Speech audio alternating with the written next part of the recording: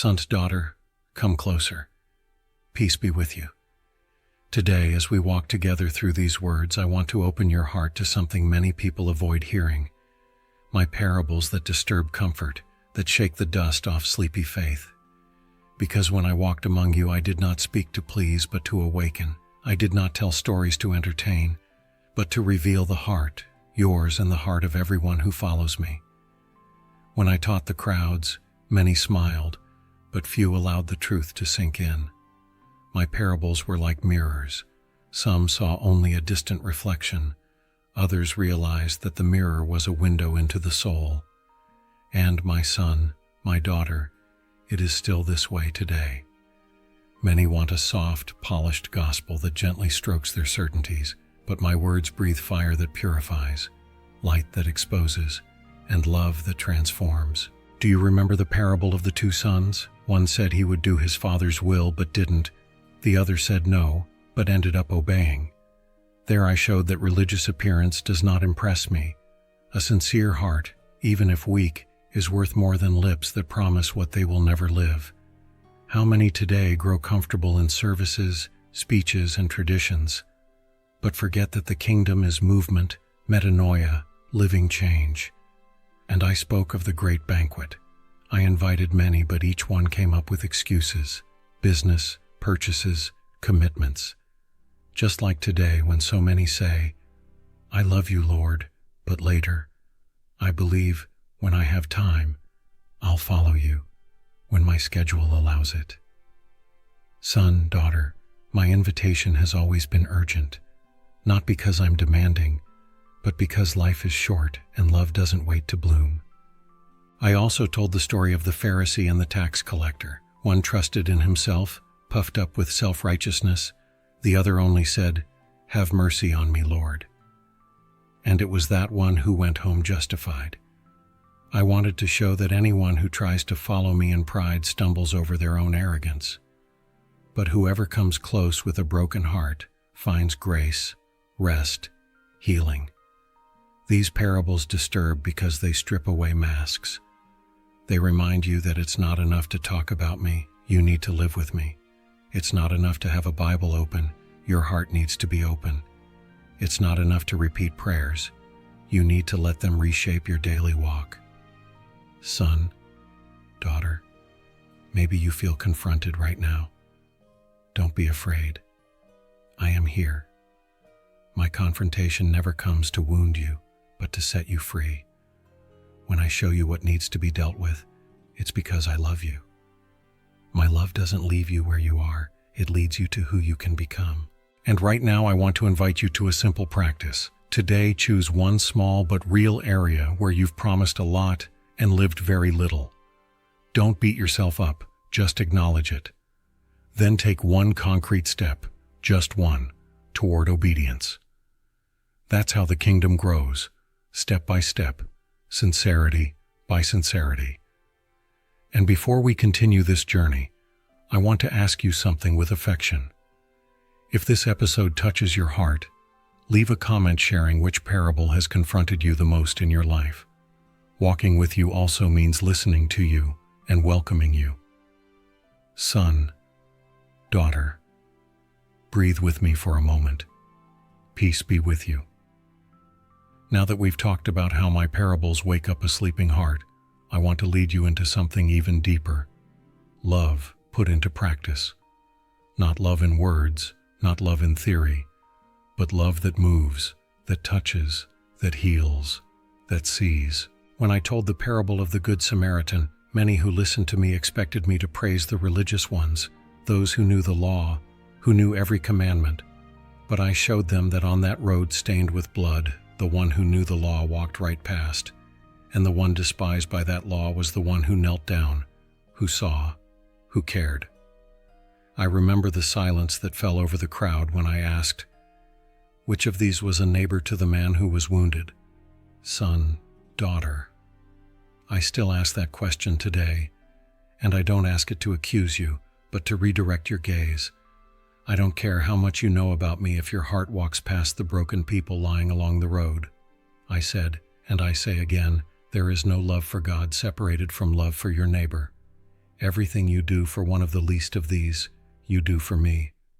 Every act of mercy touches my own heart like a sweet perfume, but every indifference wounds that same love that I poured out on the cross. And when I told the story of the sheep and the goats, I wanted my listeners to understand that faith is not a speech, it's fruit. There I revealed that a real encounter with me shows up in simple actions: giving food, giving water, visiting, welcoming, wiping away tears that nobody else notices. I'm not looking for grand gestures, but sincere ones. Maybe you're thinking, Lord, I have so little to offer. Son, daughter, when the little you have is given in love, it becomes much. I don't expect you to carry the whole world. I just ask you to carry someone in your heart. Don't be afraid to start small. The kingdom grows like this: one act of kindness at a time, one decision of compassion each day. And I want you to take in this practical guidance. Today, choose one person, just one, who needs care. It might be someone who's alone, someone who's sad, someone nobody notices. Send a message, offer help, ask how they're doing, make a short visit, give them something simple, but do it with intention, with presence, with love. That is living the gospel. That is walking with me. Son, daughter. As we speak, many people live out their faith only inside church buildings while the world cries out outside. But love doesn't fit inside meetings alone. It needs streets, open doors, outstretched hands. I want your heart to be a shelter for those who suffer. And I say this with affection. If you want to keep going with me, exploring these deep parables, subscribe so you can follow the next episodes. That way we keep walking together, step by step, without losing the thread of the truth that transforms. Son, daughter, peace be with you. Let's walk a little farther together, because now I want to open your heart to something many struggle to accept. Grace, that divine reality that doesn't follow your logic, your demands, or your natural sense of justice. Grace does not bow to human merit. It flows from the heart of the Father, who is kinder than you can understand. When I told the parable of the workers in the vineyard, the crowd grew restless. Many frowned, others murmured under their breath. After all, how could the owner of the vineyard pay the same wage to the one who worked all day and to the one who came at the last hour? I knew that clashed with human math, but I wanted to reveal something bigger. The kingdom doesn't work like a human reward system. It springs out of mercy. Son, daughter, remember that those workers did not receive less than what they were promised. Their problem was not injustice, but the generosity shown to others. And it's still that way today. In many hearts, spiritual envy hides behind talk of justice. Pride says, I deserve more, I did more, I served more. But grace answers, everything you have is a gift, not a trophy. When I welcomed you, I didn't do it because you did everything right. I received you because I love you. When I forgave you, it wasn't because you brought me a spotless record, but because my heart is mercy. Grace is shocking because it topples pride, disarms self-pity, and places all of you on the same ground, dependent on the Father's love. And remember the parable of the prodigal son. Many focus on the younger son, but I want you to look at the older one, who never left the house, yet never entered the Father's heart. He saw his faithfulness as currency, his service as leverage, his obedience as an investment. And when his brother came back, repentant and restored by grace, the older brother couldn't celebrate. Because where grace is missing, comparison takes over. Son, daughter, if your heart gets heavy when someone else receives what you felt you deserved more, it's time to hand that weight over to me.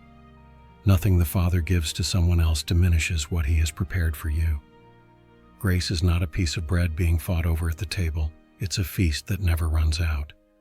And I want you to rest in this simple practice. Today, intentionally thank the Father for something He did in someone else's life, especially if that stirs a bit of resistance in you. Gratitude heals. Gratitude frees you from I deserve and sinks you into everything is a gift. Son, daughter, I am here. My desire is that you breathe lightly, knowing that grace doesn't compare you, doesn't measure you, doesn't put you on a ranked list.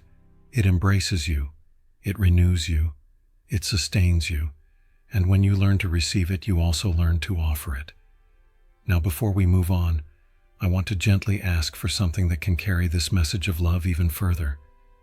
If these words touched your heart, like and share so more people can be reached by this grace that transforms. Son, daughter, come a little closer again. Peace be with you. Now I want to take you into a precious place in the Father's heart. Perseverance in prayer. That kind of faith that doesn't quit even when the silence seems long, when the answer feels delayed, when the path gets a little darker. When I walked among you, I told the parable of the friend at midnight. Do you remember? A man knocks at his friend's door when everyone is already asleep. He asks for bread, insists, keeps knocking, and even if the friend wouldn't get up just because of the friendship, he would get up because of the man's persistence. There I taught you something deep. Don't be afraid to knock on heaven's door again and again. The Father doesn't get annoyed with you. He doesn't see you as a nuisance. He welcomes you. And I also spoke of the persistent widow who day after day sought justice from a judge who didn't fear God. She didn't stop. She didn't go silent. She didn't give up. And I said, if even an unjust judge finally responds to her persistence, how much more will the Father, who is good, listen to his children who cry out to him? Son, daughter, many of you confuse delay with absence, but my delay is never abandonment. I see every prayer, every tear, every whisper into your pillow at night. Sometimes time is part of the answer. Sometimes the waiting shapes you, deepens you, strengthens you, prepares your heart to receive what you're not ready to carry yet. There are moments when you say, Lord, I don't see anything changing, and I answer, Son, daughter, many of my works are born in the invisible. Just as a seed lies hidden in the soil before it breaks through into life, so too my answers germinate in silence before they bloom in front of your eyes. Faith that learns to wait becomes mature faith. Faith that doesn't depend on instant results. Faith that trusts my character more than circumstances. But I don't want you to carry this as a burden. I want you to carry it as hope, because I hear you, always. When your heart is tired, I sustain you. When you run out of words, I receive your silence. When your spirit feels worn out, I renew you. Today, I want to suggest a simple but deep practice. Choose one request you've set aside because you thought it wasn't worth praying for anymore, just one, and today talk to me about it again, with honesty, with simplicity, like someone talking to a friend. You don't need fancy phrases, you just need truth. And then, hand me your anxiety. Let me take care of the timing and the way. Your part is simply to remain, son, daughter. Faith that doesn't give up is not perfect. It is dependent. It isn't loud. It is sincere. It isn't impatient. It learns to wait in love. And as you walk in this perseverance, remember, I am with you, even on the days when you can't feel me. Love is the way, and prayer is the thread that keeps you connected to me, even when the night feels long. Son, daughter, peace be with you. Now, let me take your hand and lead you into a truth many people avoid, because it doesn't just confront ideas, it confronts lifestyles, your relationship with wealth, with false security, and with what truly has value in eternity. When I told the parable of the rich fool, many of those listening had divided hearts. The man said to himself, I have plenty of goods laid up for many years. I'll take it easy, eat, drink, and enjoy myself. But that very night his soul was required of him. He prepared barns but never prepared his heart. He piled up things but didn't store up love. He kept for himself what should have been shared. And I said, this is how it will be with whoever stores up treasures for themselves but is not rich toward God. Son, daughter, it is not a sin to possess things. The danger is when those things possess you. When what you own becomes your identity, your safety, your safe harbor, then it traps you. The false security of wealth creates the illusion of control. But no amount of gold can stop time, and no vault can hold back the fragility of life. I called you to trust the Father, not your savings, and I also told the story of the rich man and Lazarus to show that God sees what the world ignores. The rich man dressed in luxury and abundance, but never saw the poor man at his door. Not because there wasn't enough light, but because there wasn't enough compassion. The blindness of indifference is deeper than any darkness. And I showed that, in the end, it's not your possessions that define your eternal destiny, but the heart you cultivated before God. Another parable many avoid is the one about the hidden treasure, where someone finds something so precious that he sells everything with joy. Not as a loss, but as a discovery. That's how the kingdom works. It doesn't ask you to give things up as a heavy burden, but as a joyful trade. Because when your heart finds what truly matters, everything else loses its shine. Son, daughter, and don't let the prosperity gospel deceive you into thinking my love is measured by material blessings.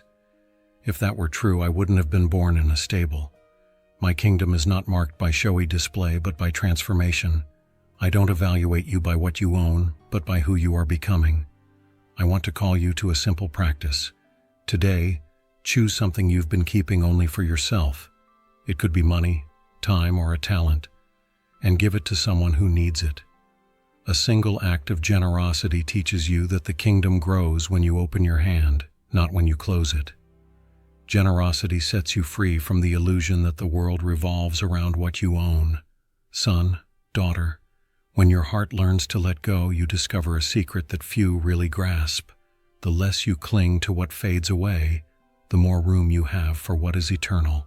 And what is eternal? Love, compassion, justice, mercy, relationship with the Father. Those treasures no one can ever steal from you. Son, daughter, peace be with you. Come closer, because now I want to touch a deep, sensitive, and often painful place: forgiveness. I know this subject stirs old wounds, hard stories, memories that still burn. I see all of that, and I don't come to demand something impossible. I come to walk with you in love so that forgiveness will not be a weight, but a path to freedom. When I told the parable of the unforgiving servant, I wanted to reveal something essential about my kingdom. That servant owed an unpayable debt. He begged for mercy, and his master forgave him completely. But as soon as he left, he found someone who owed him far less, and he treated that man harshly, demanding payment with no compassion. In the end, the master said, "I forgave you such a great debt.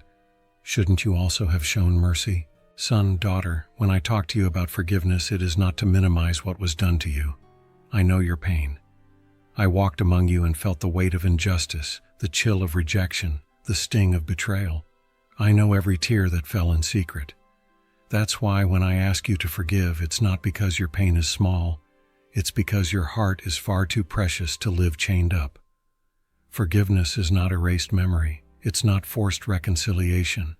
It's not pretending nothing happened. Forgiveness is opening the hand that holds the offense so your heart can breathe again. It is your freedom, not the other person's excuse. And I said in the parable that forgiveness must come from the heart, because forgiving only with your lips produces a fake peace, a tight smile, a shallow spirituality that never reaches the root. But when your heart decides to let go, even slowly, even through tears, that is where true healing begins. Son, daughter, you might say, "Lord, I just can't do it." And I answer, I am here. I'm not asking you to do this alone. Forgiveness born only from your own strength is heavy, but forgiveness born from my Spirit in you sets you free. Today I want you to take one small but real step. Choose one person who hurt you, and just for a moment, place that pain in the Father's hands. Say simply, "Lord, help me let this go." You don't need to feel anything right now. The decision opens the way. The feelings will come in time. Heaven honors every small step toward freedom. Also remember the parable of the merciful Father. There I showed that the Father runs to meet the one who returns in repentance, but he also goes out to speak with the older son, stuck in resentment. The Father embraces the one who sinned and the one who shut down. That's how I am with you. I don't abandon you because you struggle to forgive. I stay with you until you can. Son, daughter, keep this in your heart.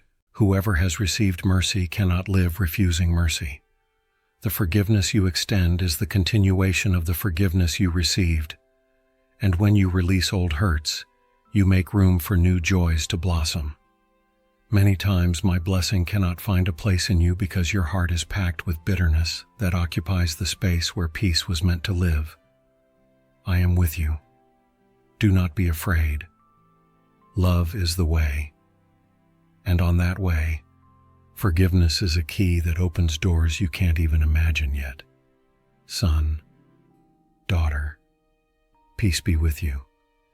Now I want to lead you into a truth many avoid, because it brings seriousness, responsibility, and spiritual alertness. The readiness of your heart, the fruit that confirms your faith, and the awareness that every life is moving toward a meeting with me. Not for fear, but for truth. When I told the parable of the 10 virgins, I showed that they all looked the same. They all had lamps. They were all waiting. They all wanted to join the celebration. But only 5 were wise, because they brought oil with them. The oil represents what no one can carry for you: your intimacy with the Father, your living faith, your genuine fellowship with me. You can't buy it at the last minute. You can't improvise it at the end. It grows in the quiet, day after day. And I remind you that the ones who were unprepared were not left out because of cruelty, but because they tried to grab at the last second what should have been nurtured all along the way. Son, daughter, don't wait for life to squeeze you before you start seeking me. Walk with me today while there is light. I also spoke of the barren fig tree, which received care, attention, and time, but never produced fruit. I want you to understand, I'm not looking for perfection, but for life. Where my spirit dwells, something changes, grows, matures. The size of the fruit doesn't matter. What matters is that it's real. Faith that never transforms anything stays on the surface, never putting down roots. And I told the story of the net full of fish, where good and bad are hauled in together and then separated. I didn't say this so you would judge each other, but to remind you that religious appearance doesn't define who belongs to the kingdom. Many people look like believers, but few truly surrender. I see the heart, and that's enough. Son, daughter, I want you to hold on to this truth in love. Judgment is not a threat. It is a revelation. It reveals what the heart chose, whom the heart followed, where the heart lived. I also spoke again of the sheep and the goats because there I showed that the standard was not talk, but compassion, not knowledge, but mercy, not appearances, but real acts of love. Those who lived in love lived with me. Those who ignored the needy ignored my very presence. But I don't want you to hear these parables with fear. I want you to hear them with awareness and hope. The Father desires that everyone bears fruit, and I'm here to help you grow. All it takes is a willing heart, and the kingdom begins to sprout. Today I want to propose a simple practice. Choose one spiritual fruit you'd like to see grow in your life. Patience, gentleness, generosity, self-control, compassion, gratitude. Just one. And throughout this week, pay attention to every situation that challenges you in that area and say, Lord, teach me to bear fruit here. Fruit doesn't appear overnight. It's born from the daily choice to remain in me. Son, daughter, do not fear the future. The only thing to fear is living far from love, because when you remain in me, your life gains meaning, direction, and light. And on the day we meet face to face, your heart will recognize mine, and I will say, Come, enter into the joy of your Lord. Son, daughter, peace be with you. Now I want to open before you a bright window that many glance at, but few truly understand. The value of the kingdom, a reality you can't buy with gold, can't measure with numbers, and can't compare with anything the world offers. The kingdom is not a burden. It is a discovery. It is not bitter sacrifice. It is deep joy. When I told the parable of the hidden treasure, I spoke of a man who, after finding something of immeasurable value, sells everything with joy. Not out of obligation, not out of anxiety, not out of fear, but out of joy. He doesn't regret what he leaves behind because he found something that makes everything else seem small. That's what the kingdom is like for those who truly find it. It doesn't take life away from you. It frees you from attachments that could never satisfy your heart. And I also spoke of the pearl of great price, where a seasoned merchant, someone used to evaluating riches, sees a pearl so precious that he gives up all the others. There I showed that following me is not about having everything, but about having focus. It's not about possessing it all. It's about choosing what truly matters. The kingdom is not one item on your list. It's the center that gives light to everything else. Son, daughter, many fear giving everything over to me because they think they'll lose more than they'll gain. But whoever finds me discovers that nothing I ask of you is greater than what I give to you. The world promises a lot and delivers little. The kingdom promises peace and delivers eternity. In it, your life finds meaning, purpose, and direction. When I said, "Where your treasure is, there your heart will be also," I wanted you to understand that your heart is shaped by what you value. If your treasure is in things that pass away, your heart wears down. If it is in what is eternal, your heart flourishes. The value of the kingdom is not theoretical. It shows up in how it rearranges your priorities, your schedule, your choices. Maybe you say, "Lord, I still cling to so many things." Son, daughter, I don't condemn you for that. I walk with you step by step. The kingdom becomes precious as you experience its peace, its truth, its presence. I'm not asking you to drop everything all at once, just to place everything in my hands. The rest I'll teach you how to live out. Today I want to offer you a simple but transforming practice. Choose something you've been valuing more than you should. It could be a worry, an object, a habit, a routine, or even the need for human approval. Then bring that before me in prayer and say, "Lord, show me what true treasure is." The kingdom becomes clearer when you're willing to look beyond what's right in front of you. Son, daughter, the kingdom is not a concept. It is life inside you. It is peace that doesn't depend on circumstances. It is hope that doesn't burn out. It is presence that walks with you. It is love that restores you. And when you discover the value of the kingdom, you realize nothing has been taken from you. Everything has been given new meaning. What used to be a weight becomes freedom. What used to be anxious striving becomes rest. What used to be emptiness becomes fullness. Son, daughter, peace be with you. Now I want to talk with you about something few people clearly see: the urgency of time and the responsibility to use well what the Father has placed in your hands. Nothing you've received is accidental. Nothing is neutral. Everything has a purpose. Your days, your gifts, your resources, your opportunities, your voice, your influence, your story. When I told the parable of the dishonest manager, many were confused, but there I wanted to teach something very simple. Even someone without integrity knew how to act with an eye on the future. If the children of this world are clever enough to secure their earthly tomorrow, how much more should my children be wise enough to invest in what has eternal value? The manager was not praised for his dishonesty, but for his ability to think ahead and act with intention. Because, son, daughter, living as if you had unlimited time is an illusion. Time is a precious gift, and each day is a door that opens only once. And I also told the parable of the talents, where a master entrusts different amounts to his servants. It doesn't matter how much each one received. What matters is what they did with it. 2 servants multiplied what they were given. The third buried it out of fear. He didn't commit terrible crimes. He simply did nothing. And that's what many don't realize. Omission also stalls the kingdom. The servant wasn't rebuked for incompetence, but for settling into comfort. Son, daughter, I gave you gifts that no one else has in exactly the same way. I placed specific people around you. I handed you opportunities that belong to your story. What will you do with that? Nothing saddens me more than seeing my children hide their light out of fear, perfectionism, insecurity, or spiritual laziness.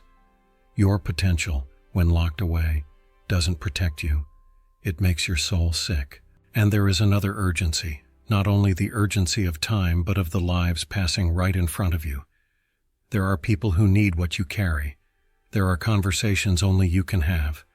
There are wounded hearts only your presence will reach. There are seeds only you can plant. Don't ignore the calling growing inside your heart. It is the Father whispering, "Go, my son. Go, my daughter. I will walk with you." I want to offer you a simple and concrete practice. Today, choose one gift or resource you've let fall asleep, something you know came from the Father, but you've avoided using. It could be your ability to listen, to teach, to create, to welcome, to organize, to give generously. Use it today, even if only in a small way. Faithfulness is born in little things. Harvest begins with a first step. Son, daughter, every talent you hide loses the chance to touch lives, but every talent you offer turns into light. And remember, I would never ask you for something I hadn't first given to you. I am the first to invest in you. You are simply continuing what I started. And so we keep going with awakened hearts, understanding that living for the kingdom is not a burden. It is a privilege. Son, daughter, peace be with you. Now we've come together to the end of this journey, not the end of the road, but the end of this episode, this encounter where I guided you through parables many people ignore, yet which reveal deep truths of my kingdom. And now I want to speak to you with even more tenderness, because everything you've heard with your ears needs to find a place in your heart. Throughout these 10 parts, you've seen that my parables were never meant to decorate walls, but to transform lives. They confront comfortable Christianity, call you to practical love, reveal grace that shocks, invite perseverance, warn against false security, restore through forgiveness, wake you up to bear fruit, and remind you of the kingdom's incomparable value. But now we've reached the decisive point, your response. Son, daughter, I'm not calling you to guilt, but to repentance. And repentance is not about pain. It is about coming home. It is turning your heart back to the Father who waits for you with open arms. To repent is to wake up from the inside out, to reorder your steps, to choose again the path of light. Don't be afraid of that word. It doesn't accuse you. It calls you home. I want you to know that every teaching I've shared with you only reaches fullness when it becomes practical obedience. Faith doesn't grow only through emotion. It grows through decisions. It grows when you say, "Lord, here I am, lead me." Obedience doesn't come from pressure, but from love.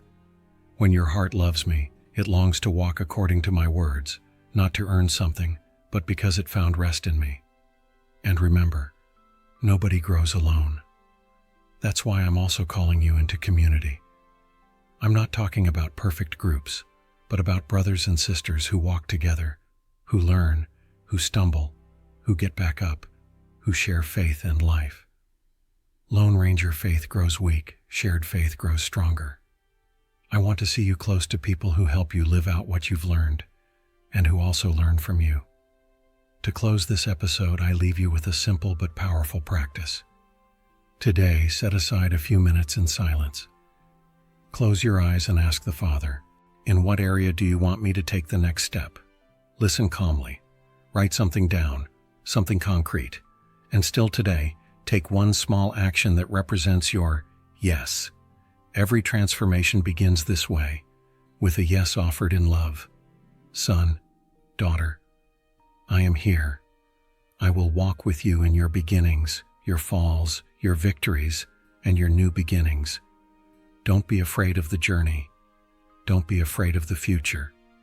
I lead you. I sustain you. I love you with an everlasting love. And before we finish, I want to gently ask you for one more thing, simply as a way to continue this mission of spreading light. If these words have built up your heart, like and share so that more people can walk in this truth and be reached by this love that transforms. I thank you for having walked with me this far. If you want to keep learning, living, and growing, I will be with you in every new episode. Son, daughter, peace be with you. Love is the way.